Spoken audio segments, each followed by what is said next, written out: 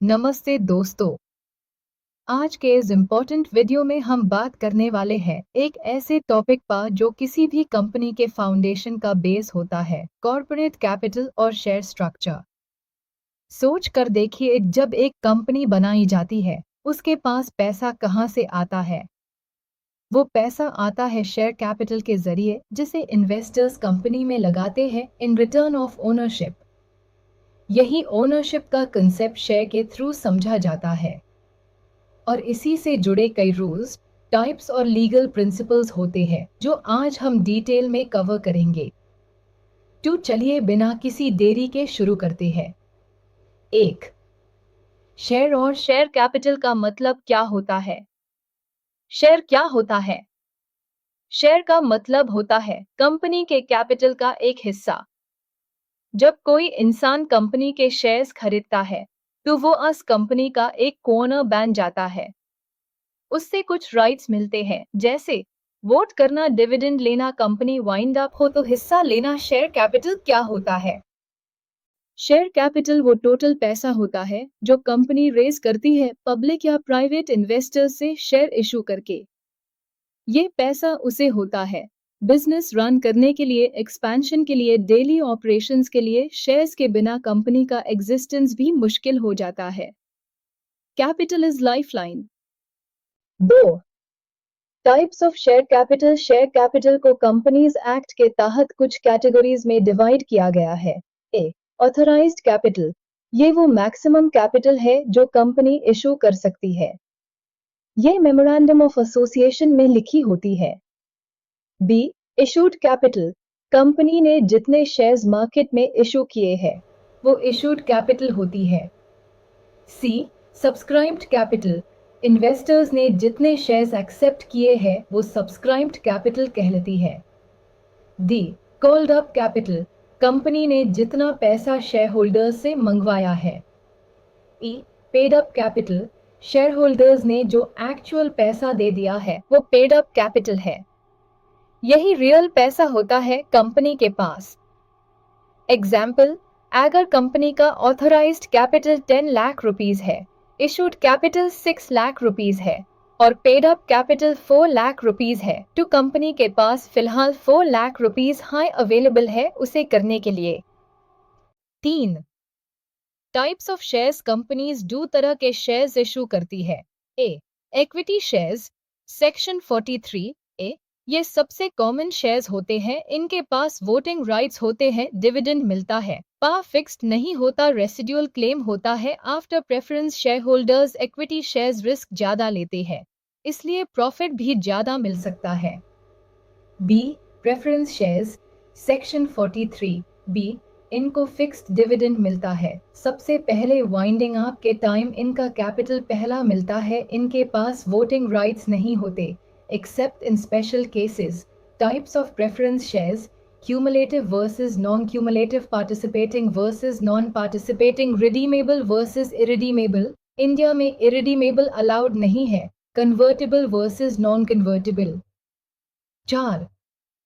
Share holders के rights और duties. Rights: dividend लेने का राइट, वोट करने का right. Equity holders: company meetings attend करना, बुक्स ऑफ अकाउंट्स इंस्पेक्ट करना। लिमिटेड राइट: सरप्लस एसेट्स पे claim after winding up. Duties: shares के लिए टाइमली पेमेंट करना, आर्टिकल्स ऑफ एसोसिएशन फॉलो करना, इनसाइडर ट्रेडिंग से बचना। 5. इशू और अलॉटमेंट ऑफ शेयर्स। एक कंपनी जब नए शेयर्स इशू करती है तो वो ये स्टेप्स फॉलो करती है। बोर्ड रेजोल्यूशन, डायरेक्टर्स डिसाइड करते हैं शेयर इशू करने का, prospectus offer letter, public company prospectus issue करती है जिसमें सब डिटेल्स होती है, एप्लीकेशंस, इन्वेस्टर्स फॉर्म भरती है और पैसा देते हैं। अलॉटमेंट: शेयर्स एलोकेट किए जाते हैं, फॉर्म्स पास 3 फाइल होते हैं, रिटर्न ऑफ अलॉटमेंट रजिस्ट्रार को दिया जाता है। अलॉटमेंट का मतलब है कंपनी और इन्वेस्टर के बीच कॉन्ट्रैक्ट फाइनलाइज हो गया। 6. शेयर कैपिटल में ऑल्टरेशन कैसे होती है? सेक्शन 61 ऑफ कंपनीज एक्ट कहता है कि एक कंपनी कुछ स्पेसिफिक चेंजेस कर सकती है ऑथराइज्ड कैपिटल इंक्रीज करना, शेयर्स को कंसोलिडेट या सबडिवाइड करना, फुली पेड अप शेयर्स को स्टॉक में कन्वर्ट करना, अनइश्यूड शेयर्स कैंसिल करना।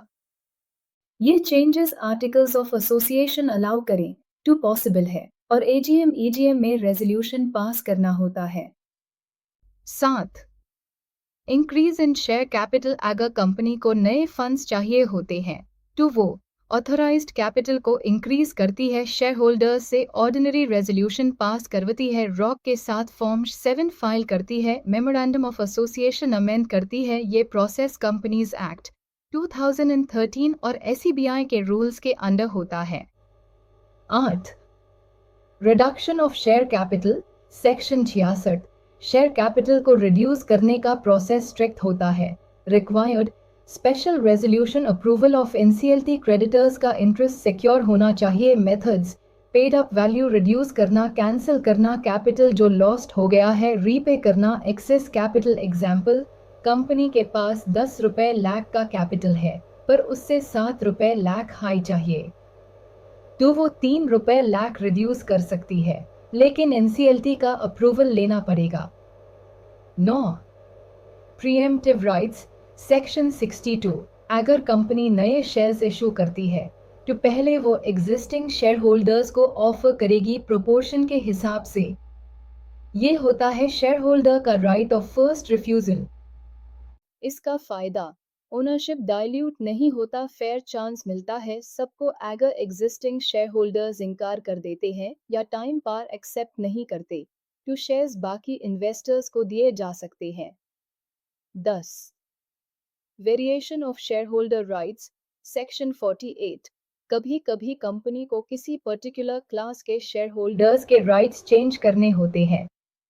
एग्जाम्पल, प्रेफरेंस शेयर होल्डर्स के वोटिंग राइट्स बदलना। प्रोसेस कंसेंट लेना होता है 3/4 मेजॉरिटी से। उस क्लास का डिस्प्यूट हो तो NCLT जा सकता है। कंपनी को ये प्रूव करना होता है कि वेरिएशन पब्लिक इंटरेस्ट में है, शेयर होल्डर्स का अनफेयर लॉस नहीं हो रहा। कंक्लूजन टू दोस्तों, इस पूरे टॉपिक में हमने सीखा कि शेयर क्या होते हैं, उनकी टाइप्स क्या होती है, शेयर कैपिटल कैसे इशू होता है और क्या क्या फॉर्म्स में होता है, अलॉटमेंट का प्रोसेस क्या है, कैपिटल ऑल्टर या रिड्यूस कैसे होती है और शेयर होल्डर्स के राइट्स कैसे प्रोटेक्ट किए जाते हैं। कंपनी लॉ में कैपिटल स्ट्रक्चर एक फाउंडेशन है और उसकी ट्रांसपेरेंसी और लीगल कंप्लायंस पे हाई कंपनी की स्टेबिलिटी डिपेंड करती है। अगर आप एक लॉ स्टूडेंट है, फ्यूचर कंपनी सेक्रेटरी है या इन्वेस्टर बनना चाहते हैं, ये नॉलेज आपके लिए मस्ट हैव है। अगर आपको ये वीडियो स्क्रिप्ट पसंद आई हो तो प्लीज लाइक, शेयर और सब्सक्राइब जरूर करें। कमेंट्स में बताएं कौन सा टॉपिक आपको सबसे चैलेंजिंग लगता है कंपनी लॉ में और किस सेक्शन पर आपको डिटेल चाहिए। मिलते हैं नेक्स्ट वीडियो स्क्रिप्ट में एक नए टॉपिक के साथ। तब तक के लिए पढ़ते रहिए, सीखते रहिए और सक्सेस की तरफ बढ़ते रहिए। Thank you. जय हिंद।